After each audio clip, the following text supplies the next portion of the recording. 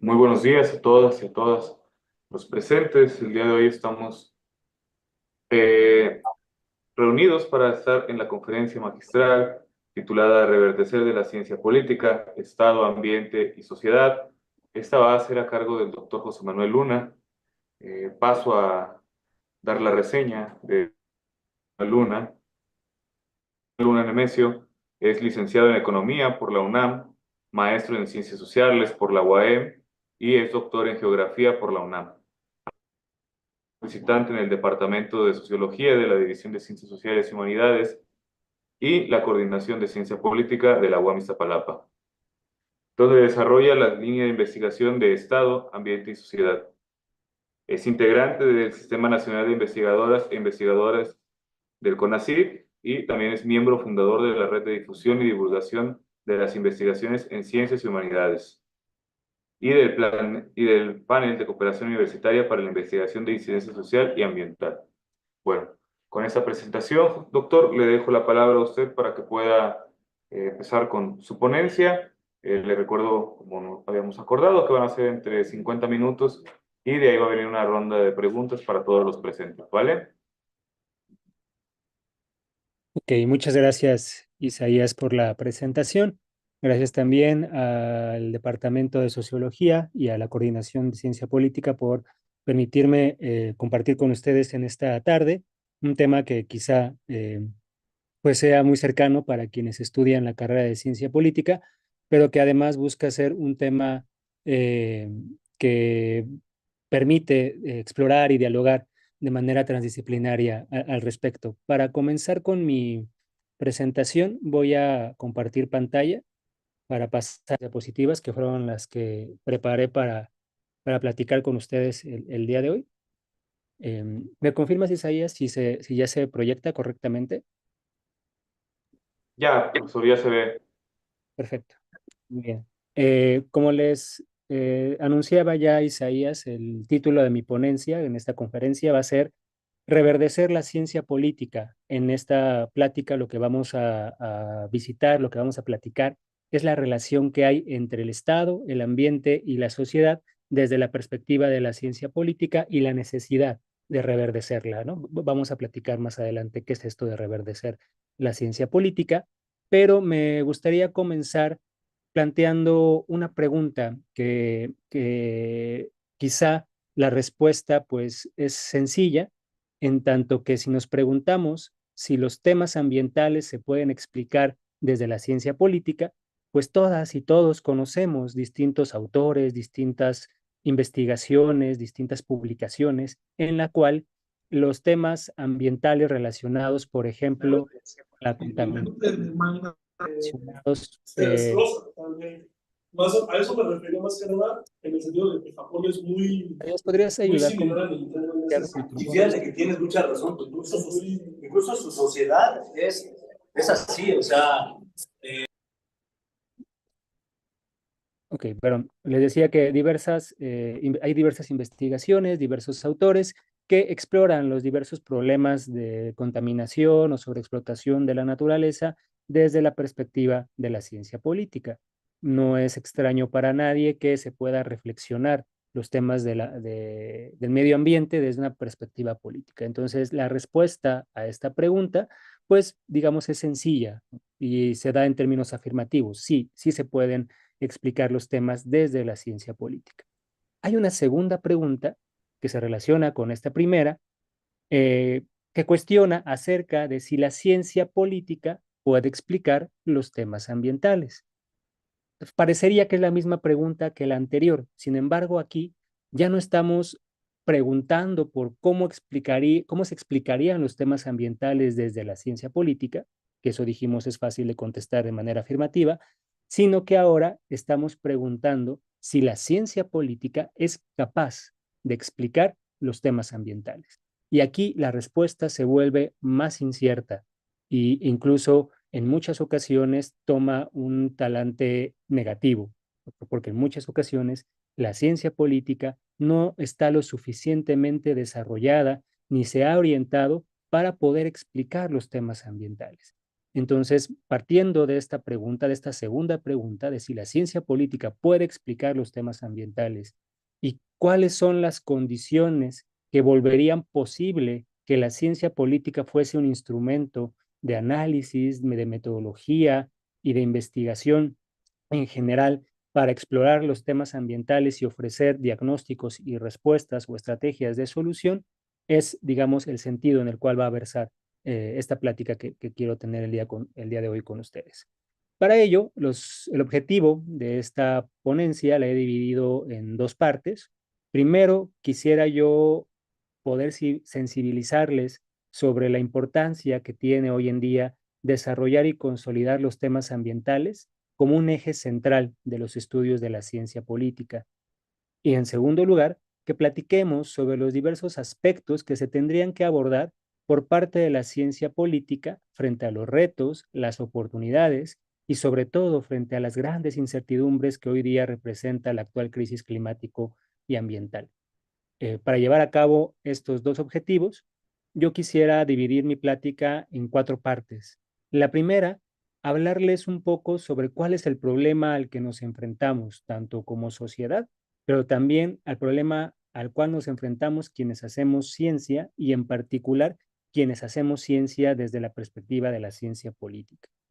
Y en segundo lugar, abordar un poco de manera muy general cuál es la solución que se nos ha presentado respecto al problema que previamente vimos de la destrucción del medio ambiente por los procesos de sobreexplotación y contaminación de la naturaleza.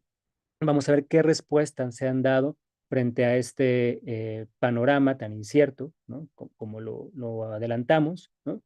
Lo cual nos permitirá, en tercer lugar, una vez que veamos cuáles son las soluciones que actualmente o las respuestas que actualmente la propia sociedad ha dado para enfrentar el problema ambiental en el que vivimos, preguntarnos qué hace la ciencia política al respecto, cuál es el posicionamiento de la ciencia política como disciplina de estudio, pero también qué hace la ciencia política como parte de un programa de estudios a nivel universitario, qué hace la ciencia política en términos de campus de investigación y qué hace la ciencia política, en este caso, al interior de la UAM Iztapalapa para abordar los temas ambientales.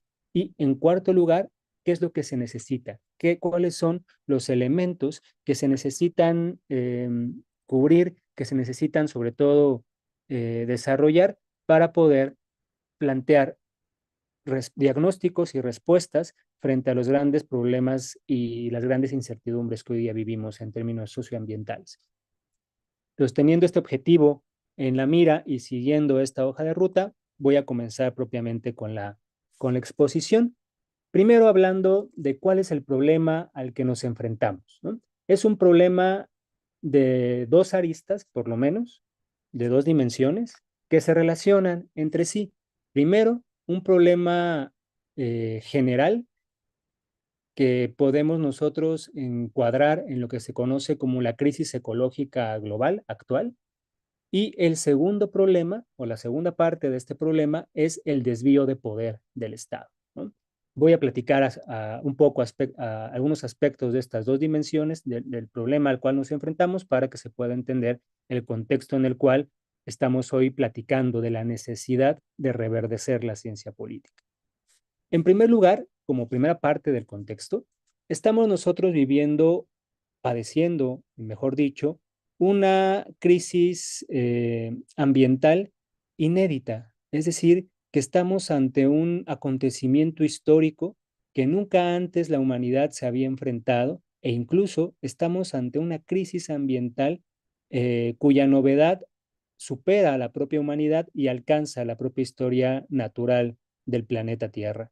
Es decir, actualmente la totalidad del medio ambiente se encuentra fracturada, se encuentra en un estado de crisis, donde no solamente es el clima el cual se encuentra afectado en su metabolismo natural, sino que junto con el clima hay otras dimensiones del medio ambiente que también se han visto impactados, no por las acciones del ser humano, sino por diversos procesos de industrialización y de urbanización de los territorios que hoy en día generan una crisis multidimensional y global del medio ambiente, ¿no? Esta crisis ambiental decimos que es una crisis multidimensional, porque como les decía, no solamente es una crisis climática, sino es una crisis de biodiversidad, una crisis hídrica, una crisis de disponibilidad de, de flora y de fauna, de reproducción de flora y de fauna. Es decir, que todo el sistema natural se encuentra puesto en crisis y también el metabolismo social que se articula con el metabolismo natural se encuentra en crisis. Es decir, existe hoy en día una crisis general del metabolismo socioambiental, de la relación entre la humanidad y la naturaleza, se encuentran actualmente en un escenario de crisis. Y no es solamente una crisis que ocurra en América Latina o que ocurra en Asia o que ocurra en Estados Unidos o en países de Europa, sino es una crisis que escapa incluso las divisiones tradicionales entre países subdesarrollados y desarrollados, sino es una crisis que alcanza la totalidad del planeta. Es una crisis global, una crisis mundial, ¿no? En donde todo el mundo, todos los países a nivel global, viven las consecuencias de esta crisis ambiental. Para profundizar un poco en el carácter multidimensional de esta crisis, como les comentaba, tenemos que reconocer las diversas aristas que le componen, las diversas dimensiones, ¿no? Estamos ante una crisis poliédrica de muchos lados, de muchas perspectivas, ¿no? Y que vale la pena reconocerlas para poder entender la gran complejidad en la cual estamos hoy insertos y ante la cual nos enfrentamos quienes hacemos investigación o quienes estamos formando como, como científicos sociales, ¿no? En primer lugar, está los altos niveles de contaminación del aire, de agua y del suelo por la industria química. Esto es importante mencionarlo así porque no es correcto solamente aludir a la emisión intensiva de gases de efecto invernadero, ¿no? O que se generan para la producción de energía, sino que la contaminación es mayor. La contaminación que actualmente se vive eh, del, que actualmente se vive, ¿no? A nivel de la contaminación de aire, agua y del suelo, tiene como raíz todos los productos, todos los procesos contaminantes que se generan en la industria química, ¿no? A lo cual se le suman diversos procesos de erosión y agotamiento de los suelos fértiles, lo cual hoy en día es un grave problema, sobre todo para las actividades agrícolas.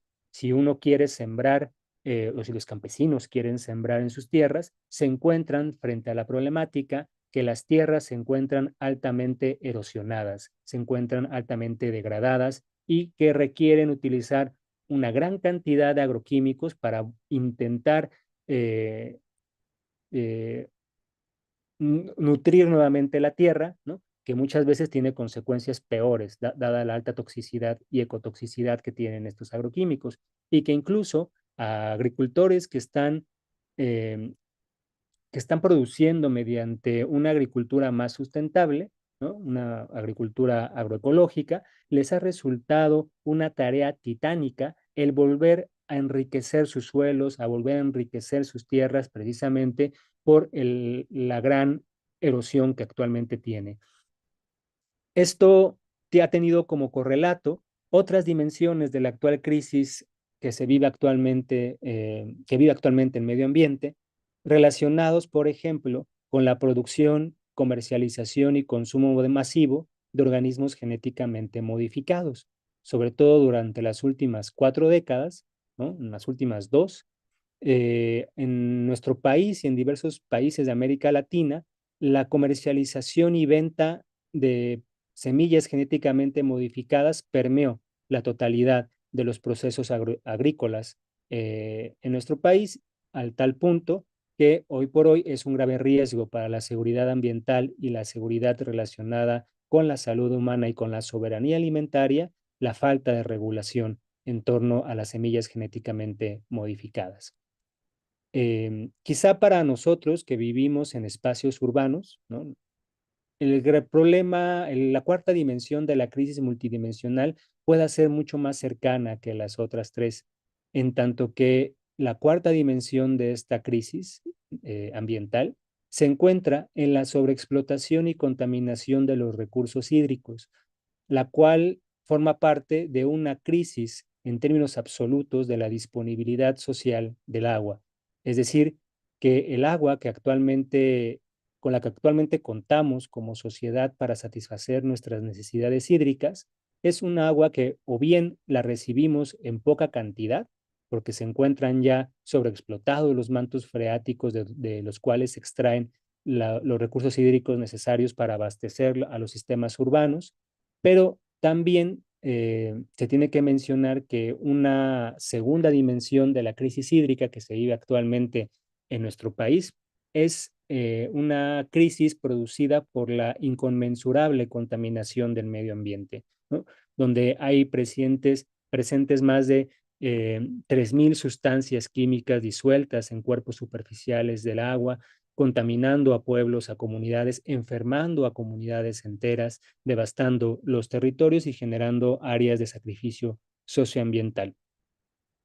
Otras dimensiones que vale la pena mencionar como parte de esta crisis multidimensional del medio ambiente está la deforestación masiva que viven actualmente los ecosistemas, el crecimiento desmedido y colosal de residuos generado por los sistemas urbanos, por todos los complejos industriales que hacen acrecentar hasta el punto de saturar a los basureros a cielo abierto, los rellenos sanitarios.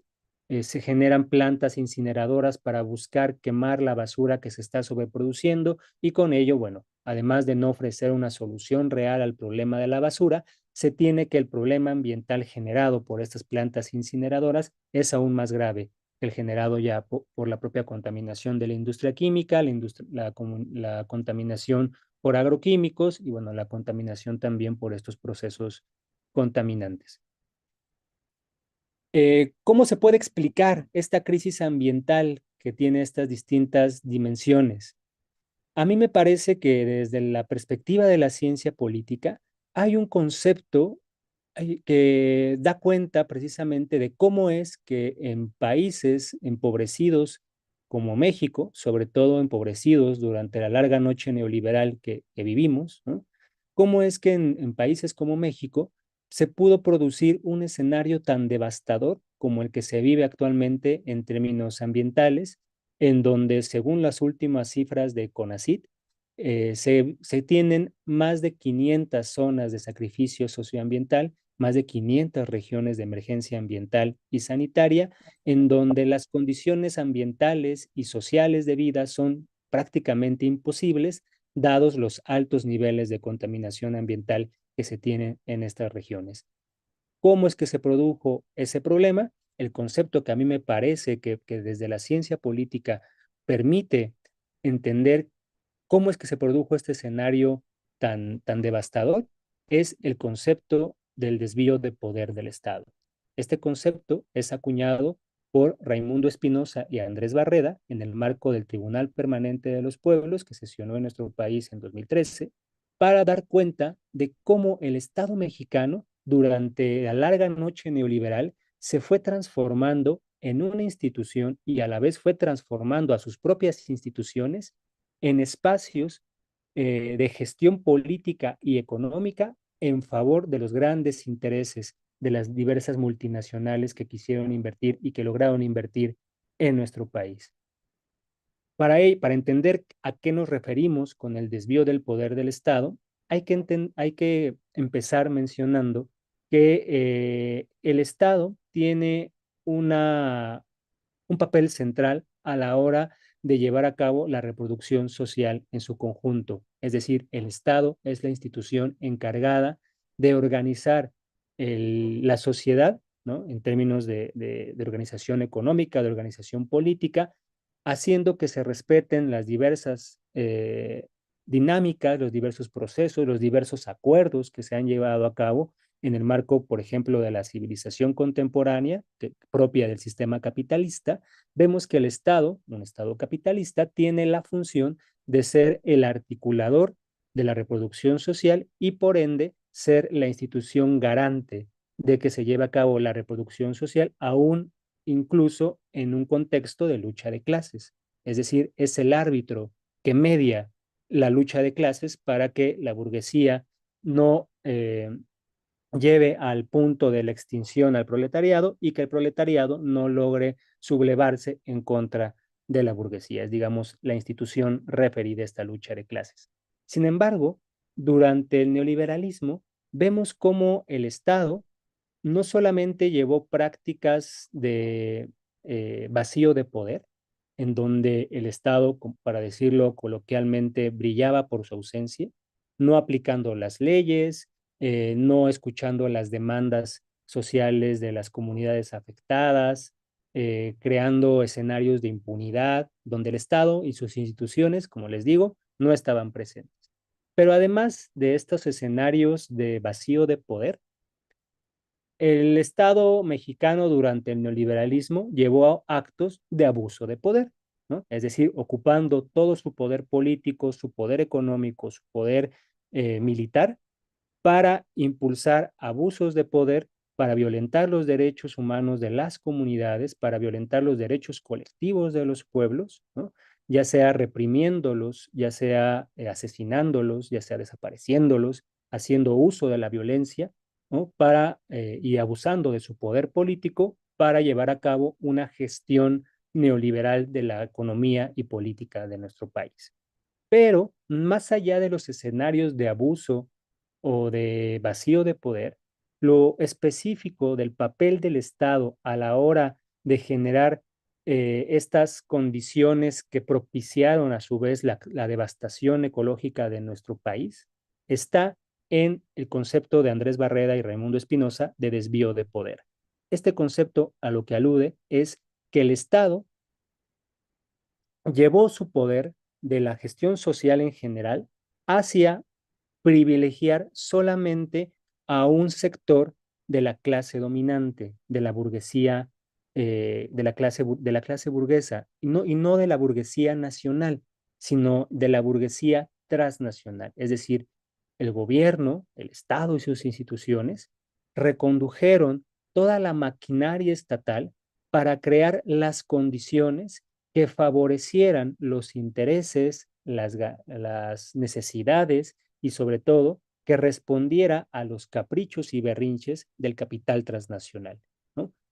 Esto lo llevó a cabo mediante la creación de diversas instituciones, la creación de diversos organismos constitucionales autónomos, el empoderamiento de las ONGs y sobre todo lo llevó a cabo este desvío de poder mediante la organización de una ingeniería jurídica, es decir, la transformación del funcionamiento jurídico del Estado para que desde el Poder Judicial, un Poder Judicial subsumido a los intereses del capital transnacional, pues se generaran nuevas leyes, se generaran nuevos acuerdos normativos, se generaran reformas constitucionales para crear un marco legal, un marco jurídico que permitiera a las grandes corporaciones devastar nuestro país al tiempo que también permitía, soslayaba, sobreexplotar a la fuerza de trabajo mexicana, ¿no? Creando las condiciones necesarias para que en nuestro país se vivieran toda una serie de privilegios hacia el capital industrial y sobre todo que fuese un privilegio hacia el sector financiero transnacional, ¿no? Lo cual creó en nuestro país grandes condiciones de miseria, ¿no? Es decir, que durante el neoliberalismo, el desvío de poder del Estado mexicano lo que produjo fue que el Estado, como institución social, dejase de procurar el interés social, ¿no? Y pusiera en primer orden el interés de particulares, el Sí, interés de actores privados, de un sector reducido de la población. Esto lo podemos ver en nuestro país de manera más clara desde la firma del Tratado de Libre Comercio con América del Norte en el 92 y la entrada en vigor en el 94, ¿no? El actual TEMEC, en donde en nuestro país, a partir de este evento, se institucionalizó, se legalizó la devastación ambiental, ¿no? Quizá para todos es conocido que no hay ley que esté, no hay más una ley por encima de la Constitución. Es decir, que el marco constitucional, es el marco jurídico general. No hay ninguna ley que esté por encima de lo que dicta la Constitución. Todos los marcos normativos, toda la legislatura mexicana tiene que estar encuadrada en la Constitución. Pero la segunda ley que se respeta, la segunda ley que, digamos, viene inmediatamente después que la Constitución, es la ley que dicta las dinámicas económicas y políticas de los tratados de libre comercio. Es decir, que después de las leyes de la Constitución mexicana están las normas y las leyes que rigen el Tratado de Libre Comercio con América del Norte, ¿no? Para que entendamos un poco a qué nivel la Suprema Corte de Justicia de la Nación durante el neoliberalismo elevó el desvío de poder del Estado, toda la ingeniería jurídica para crear un marco constitucional a favor de las grandes corporaciones transnacionales, ¿no? Reordenando el conjunto de instituciones en general y creando otras instituciones, ¿no?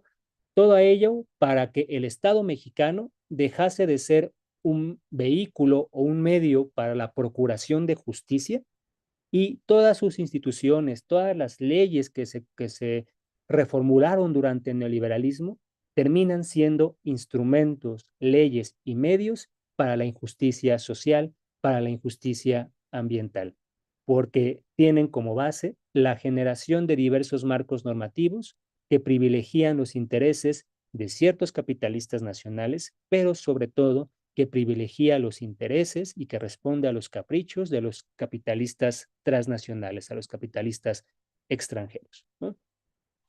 Pero ante este problema que vemos de una crisis ambiental que vivimos y padecemos todos en nuestro país, no solo, sino que es una crisis mundial y que vemos que se produce a partir de una acción activa de un Estado presente, contrario a lo que nos dirían los teóricos del neoliberalismo, donde el Estado tiene que desaparecer. Vemos que el Estado durante el neoliberalismo no se fue, sino que estuvo presente, nada más sirviendo como vanguardia, como punta de lanza de la devastación ambiental y de la degradación civilizatoria que actualmente tenemos.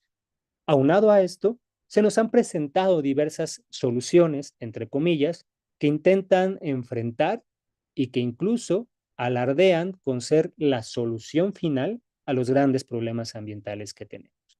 Pero como vamos a ver en esta segunda parte de la charla, estos problemas que conocemos eufemísticamente como la Agenda 2030 o los discursos imaginarios de la sostenibilidad o el desarrollo sostenible, vamos a ver cómo genera más problemas de los que intenta solucionar, genera más negocios, ¿no?, para los particulares que supuestamente busca controlar y crea grandes injusticias socioambientales, incluso más problemáticas que las derivadas por la propia crisis ambiental.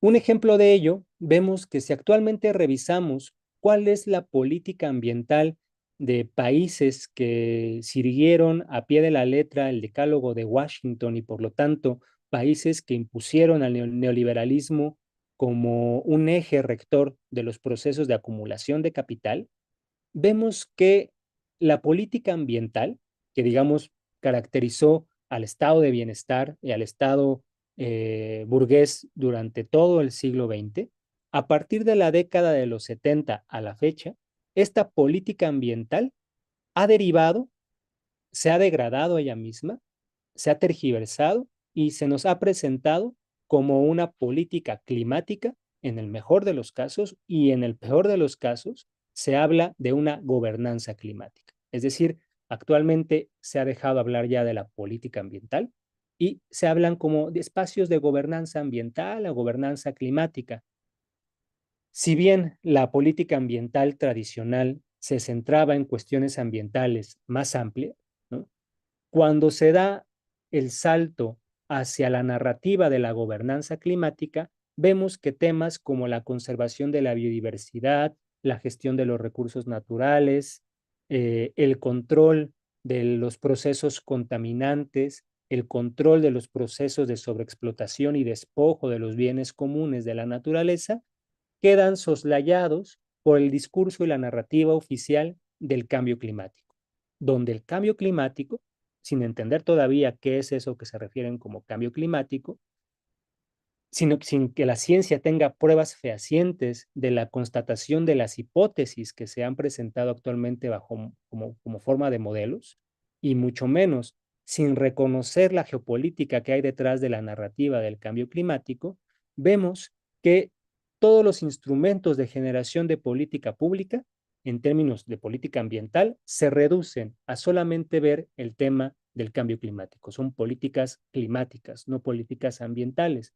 Por lo tanto, todo lo que tiene que ver con sobreexplotación de la naturaleza, con procesos contaminantes, no son atendidos ya por la gestión ambiental, porque lo urgente, ¿no?, es hablar de cambio climático.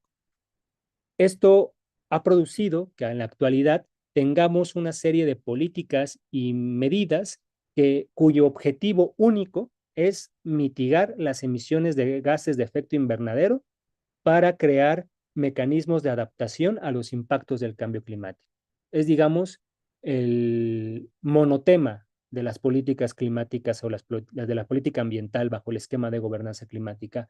O bien hablan de gases de efecto invernadero o bien hablan de la mitigación del cambio climático, ¿no? Y bajo conceptos pues bastante cuestionables, dadas las implicaciones sociales que tiene, clasistas que tiene, como hablar de la mitigación, de la adaptabilidad, de la resiliencia, ¿no? De que aprendamos y adaptarnos a vivir en un ambiente degradado, contaminado, ¿no? Que no nos quejemos, que seamos resilientes y adaptativos, ¿no? Todas estas narrativas están presentes en este achicamiento de la política ambiental, lo cual, si la opinión pública se centra a ver el tema de los gases de efecto invernadero y tratar de explicar el cambio climático, a lo que ellos llaman cambio climático, desde esa perspectiva, todos los temas que tienen que ver con la devastación ambiental producida por la contaminación de la industria química, la deforestación creciente que crean las empresas inmobiliarias, el propio crecimiento desaforado que tienen las ciudades por la especulación que lleva a cabo, con el perdón del INE, los cárteles inmobiliarios, ¿no? Todo esto no es cuestión o no es tema de política pública porque no se relaciona con el cambio climático, ¿no? Ese es el grave problema que actualmente se vive en temas de política ambiental, porque se ha reducido el tema, la gran complejidad con la cual empecé la charla, se ha reducido a una arista, y en lo particular yo pienso que no se reconoce y no se aborda de manera correcta, porque se toma como única determinante de la actual crisis climática el tema de la generación intensiva de gases de efecto invernadero, cuando en realidad la propia ciencia todavía no se pone de acuerdo de hasta qué punto los gases de efecto invernadero implican o no implican modificaciones en las determinantes biofísicas del clima. Pero también lo que se nos ha ofrecido como parte de esta gobernanza climática es la subordinación de la propia agenda ambiental del país, en este caso de México, a la política internacional. Es decir, que aquí México queda subordinado a lo que hemos denominado como la geopolítica del clima. Es decir, los discursos, las narrativas del cambio climático, ¿no?, que tiene tres aristas, ¿no? El sobrecalentamiento, que es la generación intensiva de gases de efecto invernadero, el sobrecalentamiento planetario y el desarrollo sostenible, son, digamos, las tres caras que hablan de esta narrativa oficial del cambio climático propuesta por la ONU. Pues implica también generar toda una serie de acuerdos internacionales para atender la urgencia climática, ¿no?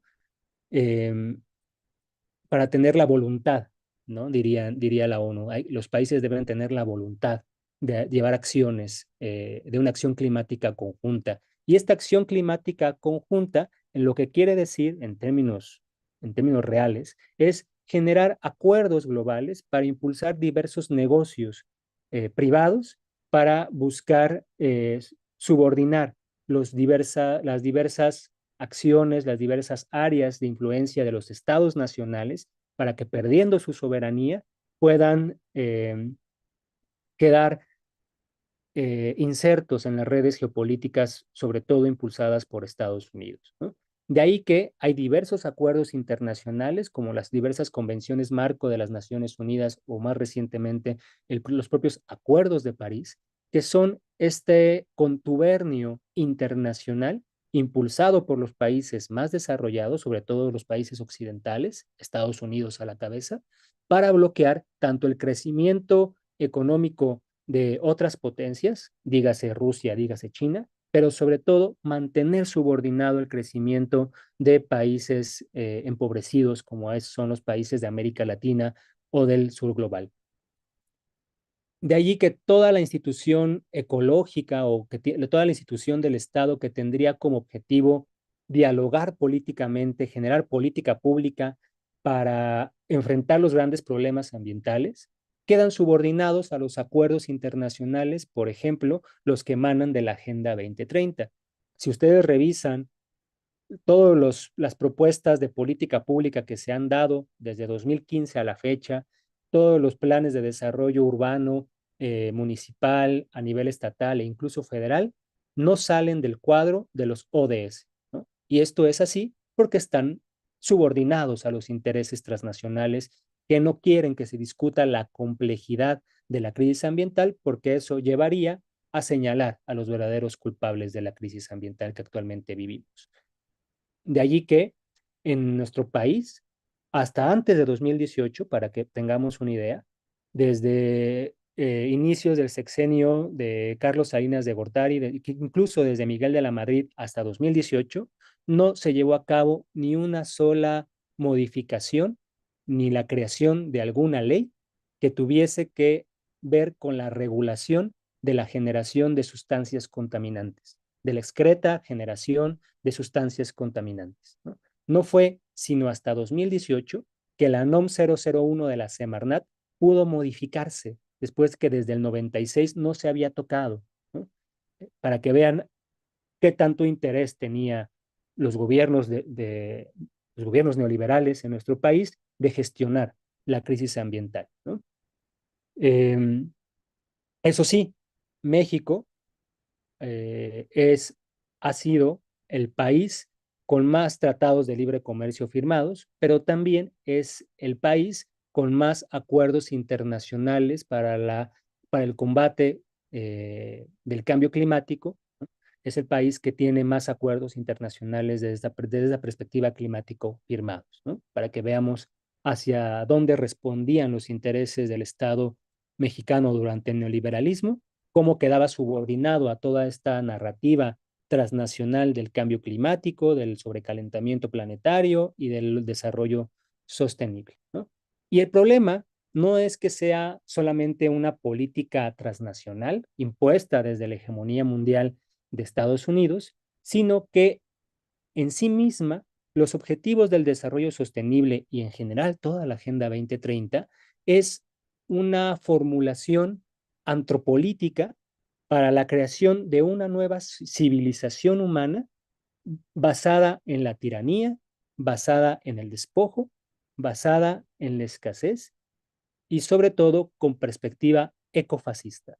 Es decir, que para la Agenda 2030, para los 17 Objetivos del Desarrollo Sostenible, el gran problema de la crisis ambiental y de la crisis social que vivimos es el ser humano, ¿no?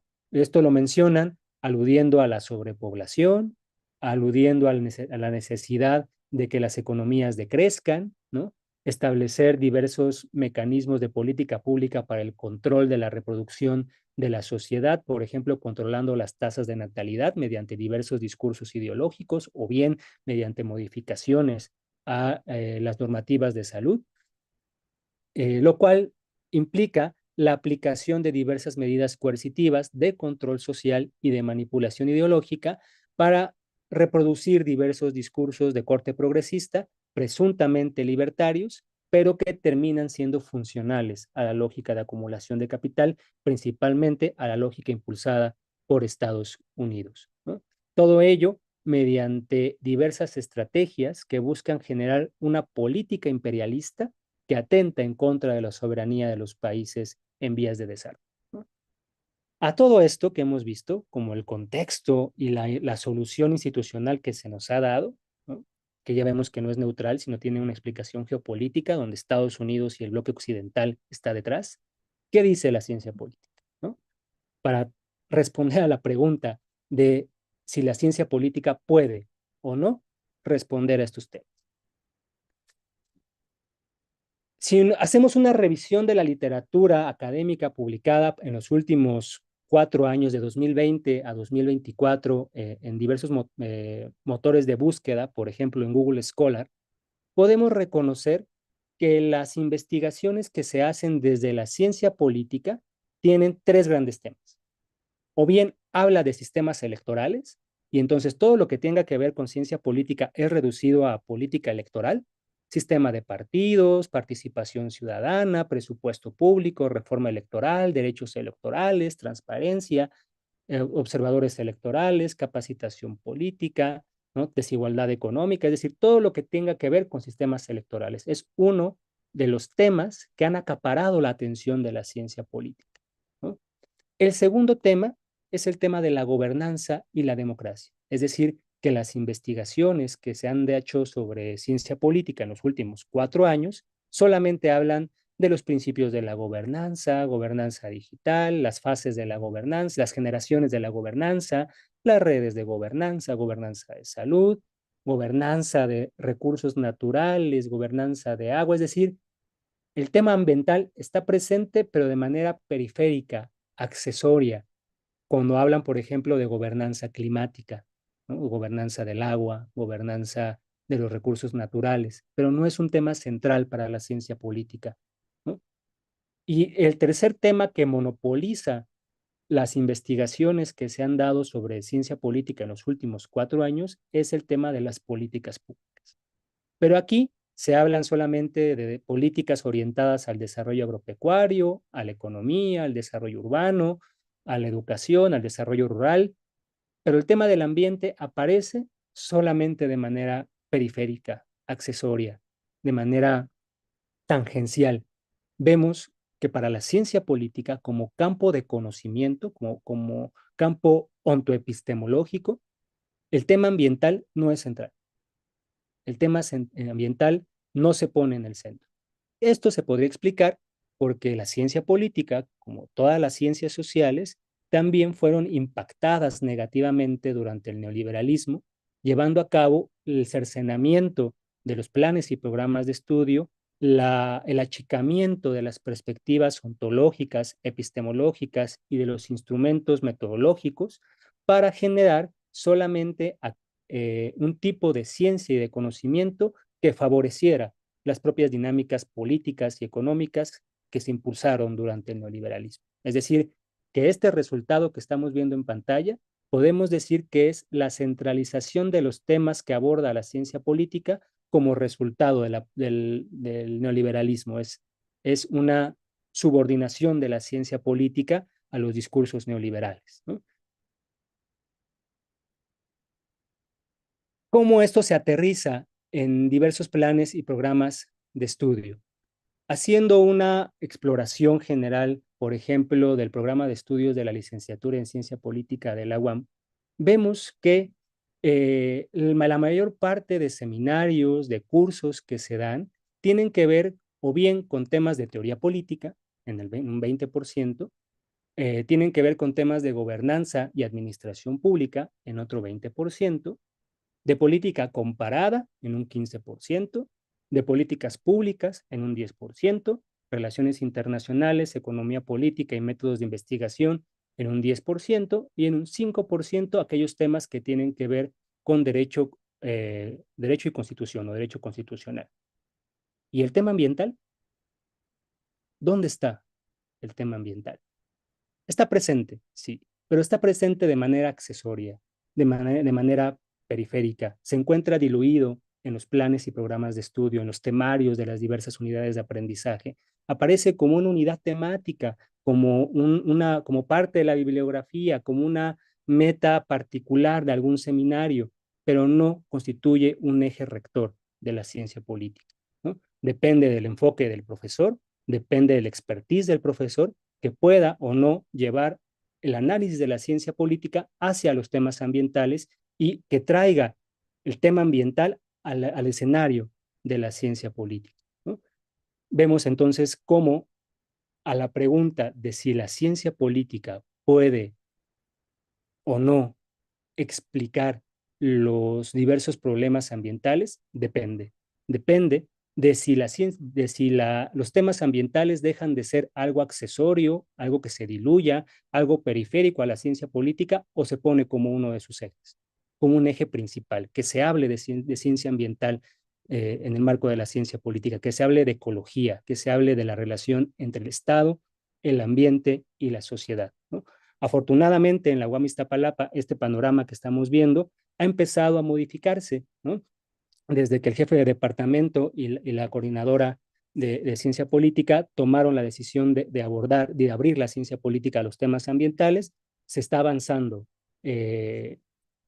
muchas veces a limón, pero se está avanzando para poder constituir esta línea de investigación al interior de la ciencia política y enriquecer entonces la formación de los nuevos politólogos que vendrán a tener que presentar diversas estrategias de solución, diversas estrategias para enfrentar la coyuntura ambiental en la cual vivimos, ¿no? Es, digamos, el gran reto que está asumiendo actualmente la Coordinación de Ciencia Política de seguir adelante hacia la consolidación del tema ambiental como un núcleo formador de los nuevos politólogos. Esto es sumamente importante, más allá de lo propio que sea para la propia ciencia política, es importante dado el contexto histórico en el cual nos encontramos como país. Desde 2018 a la fecha, y por lo que se augura en los próximos años, el tema de la ecología, el tema del ambiente, ha estado presente en la política pública del Estado mexicano. En la presidencia de Andrés Manuel, que está a punto de llegar a su fin, vemos cómo el tema ambiental fue puesto nuevamente en la mesa de discusión del quehacer político y de la vida política de nuestro país. Esto es, que Andrés Manuel logró que se reconociera que la cuestión ambiental en nuestro país no es una cuestión de arcoíris y mariposas volando por el aire, ¿no? Sino es un problema de crisis socioambiental, que los gobiernos neoliberales, ¿no?, produjeron en nuestro país esta crisis social, esta crisis ambiental y esta crisis sanitaria, en tanto que todo el Estado se orilló a generar estas condiciones, ¿no? Pero no solamente impulsó el diagnóstico puntual de cuál es la situación ambiental de nuestro país, sino que empezó a generar diversas estrategias de reparación del daño ambiental, tanto los planes de regeneración ambiental como el plan de agua saludable de la laguna, los programas de corte territorial para la justicia social y ambiental, como por ejemplo el programa Sembrando Vida, la regulación de la importación y comercialización de maíz transgénico, la prohibición de importación y uso de glifosato, la prohibición del fracking, el no otorgar nuevas concesiones mineras, ¿no? Durante los sexenios de Fox, Cedillo y Calderón, casi el 40% del país fue entregado a mineras extranjeras, ¿no? Durante el sexenio de Andrés Manuel, ni una sola concesión se otorgó, ¿no? Y se impulsaron diversos megaproyectos para lograr la soberanía nacional como una condición para la protección ambiental, ¿no? El Tren Maya, el corredor transísmico, fueron megaproyectos que se impulsaron para generar la protección ambiental de zonas estratégicas que son prioritarias para el desarrollo soberano de nuestro país. Pero además, hablar de los temas ambientales dentro de la ciencia política es nodal hoy en día, porque en el sexenio que estamos por comenzar, el sexenio de la doctora Claudia Sheinbaum, es un sexenio cuyo uno de sus dos ejes va a ser el tema de la sostenibilidad. El primero es la justicia y la equidad de género. El segundo pilar que va a tener el gobierno de Claudia Sheinbaum va a ser el tema de la cuestión ambiental. Cómo llevar a cabo en lo que ella ha llamado el segundo piso de la cuarta transformación bajo un sentido sustentable, sostenible. De ahí que los estudiantes o quien se está formando en ciencia política, si tienen alguna aspiración de encontrar cabida en el mercado laboral en los próximos años, sí o sí deben estar formados en temas ambientales. Es necesario que sean politólogos cuyo currículum se encuentre enverdecido, se encuentre ambientalizado, que se discutan temas, porque la doctora Sheinbaum tiene en su programa la recuperación de los recursos hídricos del país, hablar de transición energética de manera más racional, eh, impulsar diversas estrategias de enfoque territorial para la protección del ambiente, etcétera. Es decir, uno de los pilares del próximo gobierno va a ser precisamente la generación de política pública desde la perspectiva ambiental. ¿Qué es lo que se necesita? Y con eso yo acabaría. ¿Qué es lo que se necesita para que quien se está formando en ciencia política o quienes hacemos ciencia política podamos contribuir a ofrecer estrategias que detengan o que solucionen incluso los grandes problemas ambientales que tenemos como civilización? Se requiere, y es, digamos, el motivo de haberle puesto este título a la plática, reverdecer la ciencia política. ¿Qué implica reverdecer la ciencia política? Implica reconstruir el nexo que liga las cuestiones ambientales con los procesos económicos y políticos que estructuran la propia historia del desarrollo capitalista. En este caso, que las cuestiones ambientales sean un centro de la relación entre el Estado y la sociedad, ¿no? Que no sea algo accesorio, periférico, que de manera ocurrente pueda estar o no presente, sino que sea algo puntual, algo nodal, que sea uno de los tres nodos, ¿no? Que cuando se hable de ciencia política, obligatoriamente se hable de los temas ambientales, de la crisis ambiental, de política ambiental, ¿no? Para ello, se requiere replantear críticamente la ontología, la epistemología y la metodología de las diversas investigaciones al interior de la ciencia política, sobre todo para que de manera urgente abandonen el discurso globalista de la Agenda 2030, de la propia gobernanza neoliberal. Es, digamos, una narrativa, la narrativa de la gobernanza es todo un discurso formulado durante el neoliberalismo, ¿no? Para buscar que el Estado no regulase los procesos que posteriormente las empresas vendrían a destruir, ¿no? Que se abandone la Agenda 2030, que se abandone la gobernanza como espacio de toma de decisiones y que se abandone la narrativa oficial del cambio climático. Pero al hacerlo, al abandonar estos discursos, tienen que crearse otros referentes normativos, otros referentes teóricos, epistemológicos, ontológicos, de cómo pensar la ciencia política, ¿no? Y esta, digamos, necesidad de encontrar nuevos referentes, nuevos imaginarios, nuevos paradigmas, es un gran momento de grandes oportunidades porque se puede reconocer lo importante que tienen los saberes colectivos de las comunidades para, ¿Qué pasa? para imaginar y crear nuevos espacios de gestión política basado en una verdadera democracia y en lo comunitario.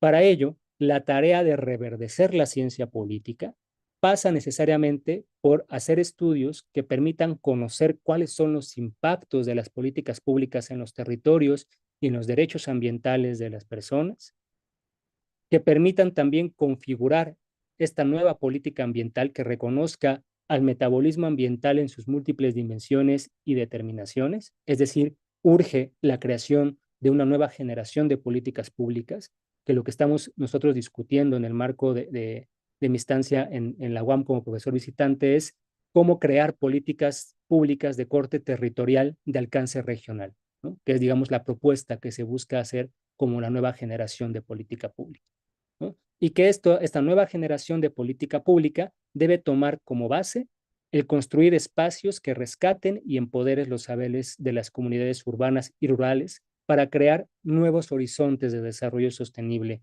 de la humanidad, ¿no? Pero esto solamente es posible si se pone en el centro de la ciencia política el tema del ambiente. Se tiene que hablar de la soberanía nacional, de la soberanía tecnológica, de la soberanía económica, de la soberanía ambiental. Es decir, esta nueva generación de política pública territorial y de alcance regional tiene que ser una política que produzca soberanía nacional, ¿no? Que impulsa el desarrollo capitalista en nuestro país, ¿no? Que sea el desarrollo del capitalismo mexicano, ¿no? para que pueda ser un desarrollo soberano en términos económicos, industrial, comercial, un desarrollo soberano en términos de tecnología, que deje de haber la dependencia tecnológica, ¿no? Y sobre todo que haya una soberanía en términos ambientales, ¿no? Y en estos puntos se podrá entonces reconectar la relación que hay entre Estado, ambiente y sociedad. Pero no basta con reverdecer la ciencia política, ¿no? Sino que se tienen que politizar todas las ciencias naturales y sociales. Es decir, así como se pide un reverdecimiento de la ciencia política, también tiene que haber una politización de las ciencias ambientales, ¿no? Es decir, tienen que crearse eh, cambios estructurales en los paradigmas epistemológicos de las ciencias naturales y de las ciencias sociales. Se tienen que abrir las universidades y que las profesoras y los profesores, las investigadoras y los investigadores dejen de ser tratados y asumidos como los conocedores últimos de los saberes de la humanidad, ¿no? Como los receptáculos de los saberes social, ¿no? Sino que se reconozca que los saberes de las comunidades, tanto científicas como las comunidades de la sociedad civil, son parte de un general intellect, de un intelecto general, de un conocimiento general, en donde se tienen que crear espacios y oportunidades de convergencia de saberes, ¿no? Frente a la multidimensionalidad que representa hoy en día la actual crisis civilizatoria y ambiental, se requiere una multidimensionalidad de saberes para buscar avanzar hacia verdaderas soluciones ante este problema, lo cual pasa necesariamente por romper los ilusionismos y los reduccionismos del positivismo, romper con la pasividad y productivismo de la academia, romper con la lucha y la defensa frenética de la objetividad científica. Se requiere que en el ánimo de reverdecer la ciencia política y de politizar las ciencias ambientales, las ciencias socioambientales, el científico social, los académicos, seamos actores políticos que hagamos investigación para impulsar una incidencia social y ambiental en temas que son prioritarios para el país. Esta incidencia será tan profunda, tan inmediata, como sean las propias redes y alcances de las y los investigadores. Pero lo que sí se tiene que poner en el centro es la necesidad de cuestionar y superar la ciencia neoliberal y mercenaria que durante el neoliberalismo tomó por asalto los planes y programas de estudio de nuestras universidades y que actualmente siguen parapetados muchas veces en las universidades, y se tiene que avanzar hacia la creación de una ciencia crítica, digna, ética y sobre todo con responsabilidad socioambiental. Esa es, digamos, la necesidad y el fin último de reverdecer la ciencia política y de politizar las ciencias socioambientales. Crear espacios de un nuevo tipo de ciencia, de un nuevo tipo de conocimiento, porque solo así la academia o los que estamos dentro de la academia, tanto profesores, investigadores, administrativos, alumnos y alumnas, podemos avanzar como un bloque, como un sujeto social histórico capaz de transformar o crear las condiciones que se necesitan para la transformación socioambiental en términos sostenible del desarrollo civilizatorio, ¿no? Pues eso es lo que yo les quería compartir, agradeciéndoles el tiempo, los minutos, y seguimos ahora con algunas preguntas, dudas o comentarios. He visto que en el chat están escribiendo algunos, no sé si Isaías pueda ayudarme a darles lectura o si no yo lo puedo hacer sin ningún problema. Dejo mi correo por si tienen alguna pregunta o duda que no alcance a responder. Con toda confianza pueden escribirme y trataré de darles respuesta. Bueno, bueno, agradecerle primeramente al doctor José Manuel Luna por la ponencia que nos brindó el día de hoy. Me parece muy pertinente tratar el tema de el reverdecer de la ciencia política como lo ha catalogado usted. Es un tema de interés social para todos y más para nosotros que somos o vamos para ser científicos sociales. Y bueno, en general debe ser un tema de interés para toda la sociedad, pues dependemos, ¿no? de la naturaleza y todos estos enfoques que se les han brindado, es necesario poder cultivarlos, como lo he mencionado, a lo largo de la presentación. Como lo mencionaba, bueno, primero que nada, quisiera saber si hay dudas para que puedan alzar la mano vía Zoom y darles el turno para poder preguntarle personalmente al doctor José Manuel Luna, aprovechando su presencia el día de hoy, o si no, escribirlas a través del chat y procedo a leerlas. Tenemos ahorita un comentario en lo que se van animando. ¿Le parece, doctor, que le lea el comentario y usted lo puede retroalimentar? Sí, Perfecto. Bueno, menciona la compañera Carla Lisbeth. Justo en esa parte del tema, como lo comentábamos en clase, considero que no solo debería impartirse a carreras afines al tema, sino más bien debe ser tema de interés social y para todas las carreras, pues es una situación que nos compete como sociedad. sí, exacto. Los temas ambientales no solamente deben ser tratados por los compañeros y compañeras que estudian en ciencias biológicas o en ciencias ambientales. Debe ser un tema que sea transversal en toda la universidad, ¿no? En las diversas carreras y, claro, con sus diversos enfoques, epistemologías. Y en el caso de las ciencias sociales, es algo que se tiene que estudiar en psicología social, en geografía, en ciencia política, en sociología, ¿no? Y no de manera accesoria, no es que tengan una o dos materias que hablen de temas ambientales, sino que sea un eje rector del desarrollo actual, ¿no? Así como hoy en día los temas de género han logrado posicionarse no como algo accesorio, sino como un elemento central, así los temas ambientales deben también ponerse en la misma tesitura, en la misma sintonía, ¿no? Ser un tema que sea el núcleo de la ciencia política contemporánea, si es que se quiere hacer ciencia política que responda a las necesidades actuales, ¿no? Que sea una ciencia política de frontera. Muy bien. Bueno, tenemos otro en el chat de nuestro compañero Omar Peña. Él dice, ¿es solo un tema mediático o qué tan cierto es el daño ambiental que se generó con la construcción de los megaproyectos como el Tren Maya, en donde tuvieron impactos fuertes a los cenotes, mantos acuíferos y los árboles talados para la colocación de vías? Ok. Mira, el tema del Tren Maya es un gran tema, nos podríamos dedicar toda una conferencia a hablar de él.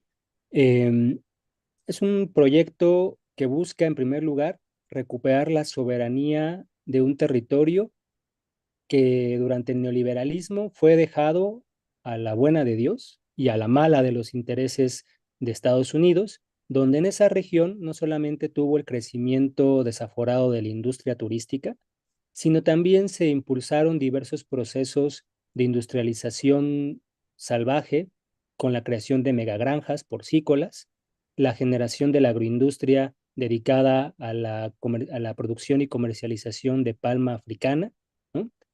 Lo cual, estas tres actividades, el turismo, las megagranjas y la agroindustria, generó grandes problemas ambientales, ¿no? Que no han sido mencionados con la misma fuerza que los impactos que ha tenido el megaproyecto del Tren Maya, ¿no? En tanto a los efectos ambientales que ha tenido, toda obra social, todo acto social, ¿no? Todo acto de producción de sociedad produce un impacto en la naturaleza, ¿no? Pero ahí hay que sopesarlo de cuáles son los impactos ecológicos que se pueden producir con los beneficios económicos y ambientales que se pueden generar. En el caso del Tren Maya, son mayores los beneficios sociales y económicos y geopolíticos que se pueden conseguir con los impactos que pueda tener este megaproyecto. Ahora, ¿cuál era la otra opción que se impulsaba como una forma de conectar los diversos núcleos demográficos y los diversos procesos económicos en la región, si no era el Tren Maya, ¿no? Había otro plan que era la propuesta de los gobiernos anteriores, era crear supercarreteras en esa región, ¿no? De 6, 8 carriles, no para que la gente viajara, sino para que los camiones de doble caja siguieran transitando por la región, sacando las mercancías, llevando los productos a la región. Es decir, ahí el impacto ecológico de construir carreteras es inconmensurable respecto al impacto que pueda tener el Tren Maya. En términos de la deforestación, hay investigaciones que se han llevado a cabo. Yo conozco a un compañero que se llama Daniel Sandoval, que hizo una investigación precisamente sobre el impacto ecológico del Tren Maya en términos de deforestación. Y lo que conozco que encontró este compañero fue que la deforestación que se creó en la zona eran de árboles de palma africana, ¿no? Que no es una vegetación endémica del lugar, sino son estos sembradíos que de manera muchas veces irregular las grandes corporaciones transnacionales llevaban a cabo, ¿no? Obviamente, estos daños ambientales fueron sobreescalados, ¿no? por los grupos políticos que no estaban de acuerdo con esta política de desarrollo de soberanía nacional en nuestro país, muchos de ellos porque respondían a estos actores políticos que se beneficiaron por todo el andamiaje neoliberal que revisamos, ¿no? Vale, muchas gracias, profesor. Tenemos dos mensajitos nuevos, bueno, tres en el chat. El primero es de nuestra compañera Gutiérrez Sánchez Aranda. Dice, no es duda, pero nos podría recomendar libros, escritores que tengan este enfoque político-ambiental. Claro, sí, pues mira, hablar de uno o dos autores es complicado. Yo recomendaría eh, pues toda la escuela de la ecología política, ¿no? Desde Joan Martínez Salier, a los ecosocialistas, ¿no? Por ejemplo, a John Bellamy Foster, eh, otros autores que les pueden interesar bajo esta perspectiva, ¿no? Que tengan el tema ambiental y social, pues pueden ser todos los estudios que ha llevado a cabo Jason Moore, ¿no? Sobre el papel antiecológico del capital, donde relaciona la economía y la política, ¿no?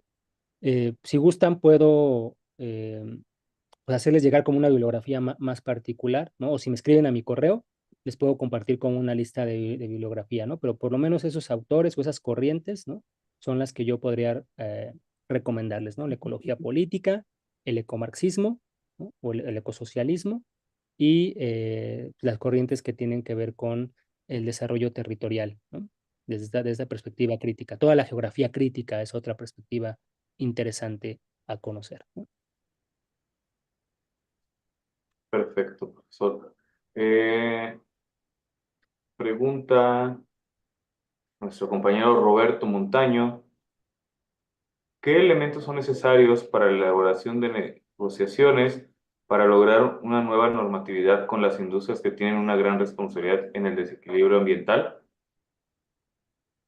Ok, pues lo básico es que el Estado, en este caso el Estado mexicano, se empodere, ¿no? Logre constituirse como Estado, logre recuperar las riendas de la gestión política del país, ¿no? Si ustedes revisan o si tú revisas lo que pasó durante estos primeros 6 años de intento de transición fuera del neoliberalismo, vemos que todas las reformas, todas las propuestas, todas las transformaciones que llevó a cabo Andrés Manuel en su presidencia, no tocó el tema industrial, no logró o no avanzó hacia un cambio en lo industrial, más allá de un par de regulaciones, ¿no? O lo que tiene que ver con el salario, pero directamente no atacó el tema industrial.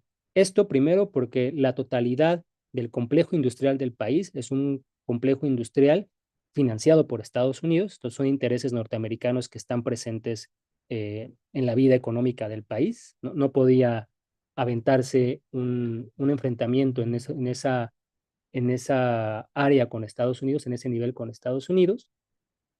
Y el Estado mexicano como institución, al llegar Andrés Manuel al gobierno, lo encontró completamente destruido, ¿no? Las instituciones, todas sus dinámicas completamente vueltas hacia una lógica neoliberal de generar condiciones y excepcionales a favor de los intereses de grupos extranjeros, los marcos normativos del país inoperantes, los espacios de toma de decisiones bajo el esquema de gobernanza completamente tomados por las grandes corporaciones, el poder judicial plegado directamente a los intereses privados, ¿no? Por lo tanto, el Estado mexicano hasta la fecha no ha tenido la suficiente fuerza política para hacer este tipo de negociación. Esperemos que con la transición, ¿no? Y en el transcurso del siguiente sexenio se logre seguir empoderando al Estado mexicano, ¿no? Sé que a muchos esto les puede preocupar y que empiezan a hablar de contrapesos y demás, pero el Estado tiene que ser un actor político de fuerza, ¿no? Y esto lo logra si logra controlar los diversos espacios de gestión, ¿no? A partir de ahí puede empezar a haber una modificación, ¿no? En la reglamentación que le exija a las empresas para que puedan producir en el país, ¿no? Y afortunadamente, este contexto de renegociación de la política ambiental o de la política industrial del país se da en un contexto global donde, por un lado, Estados Unidos está viviendo cada vez más una crisis de su hegemonía frente al crecimiento geopolítico de los BRICS, ¿no? Estados Unidos va perdiendo incidencia en la geopolítica global, lo cual podría ser aprovechada por el próximo gobierno para invitar a que los capitales industriales de otros países no occidentales pudiesen llegar a nuestro país a invertir siempre y cuando, y esto sería algo excepcional, se pusiera en el centro el cuidado ambiental. Es decir, que la inversión extranjera directa pueda llegar a nuestro país, sí y solo sí, respeta un nuevo marco jurídico de protección ambiental, ¿no? Esperemos que avance hacia ahí, pero son, digamos, los elementos que yo alcanzo a ver por ahora como los básicos para una nueva normatividad frente a las industrias. Muy bien, profesor. Bueno, tenemos también al compañero Jair Contreras. Él menciona, el neoliberalismo representa o representaría un problema estructural o de marco jurídico para adopción de más políticas públicas ambientales o de una educación ambiental en aulas. Sí, sí, esto es así, esto ha sido así, ¿no? El neoliberalismo, como una forma particular de desarrollo capitalista, tiene el sentido de fraccionar todas las discusiones políticas, de dividir, de privatizar, de atomizar discusiones académicas, discusiones políticas, propuestas económicas, ¿no?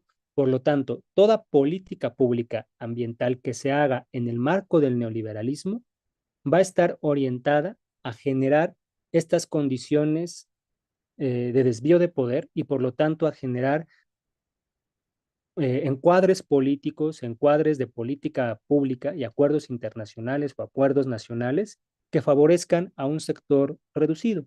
Lo que se requiere como base es que los diversos estados abandonen al neoliberalismo y que empiecen a construir o que empiecen a conquistar y adoptar una nueva política de acumulación de capital, que podemos decirle posneoliberal, podemos decirle neokeynesiana, pero en donde el Estado vuelva a ponerse en el centro. En nuestro país, en 2018, comenzó un proceso de transición, ¿no? Que en los periodos de transición ni lo viejo acaba de morir, ni lo nuevo acaba de nacer. Por lo tanto, es un proceso muy contradictorio, de muchos avances, de muchos retrocesos, de muchas paradojas, de muchas incertidumbres, pero que, bueno, marcan la pauta de hacia dónde va nuestro país y que no avanzamos solos, sino que avanzamos junto a otras naciones de América Latina, de Asia, ¿no? Incluso de Europa, aunque en menor medida, ¿no? Y que incluso Estados Unidos en las próximas elecciones está jugándose ya la disyuntiva de si seguir en el neoliberalismo, ¿no? Bajo una estructura más de corte fascista mediante la virtual presidencia de Kamala Harris, o si implementa un periodo de transición hacia la adopción del neokeynesianismo como política económica del Estado norteamericano, que sería la presidencia de Donald Trump, ¿no?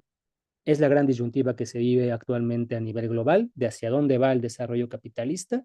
En nuestro país, desde 2006, quisimos salirnos del neoliberalismo, pero por la influencia geopolítica que tiene Estados Unidos sobre nosotros, no dejaron que el país lograra romper en la camisa de fuerza que representaba el andamiaje neoliberal.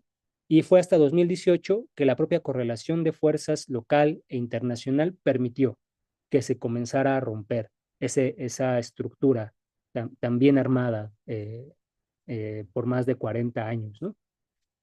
Entonces, si tú quieres generar una nueva política ambiental o una nueva política a nivel educativo, debes romper con los esquemas neoliberales, ¿no? Que es también el gran reto para las y los académicos que actualmente estamos frente a grupo, ¿no? cómo sacarnos toda la lógica productivista, toda la lógica academicista que el propio neoliberalismo nos ha introyectado a nosotros como las propias condiciones de trabajo de los profesores, ¿no?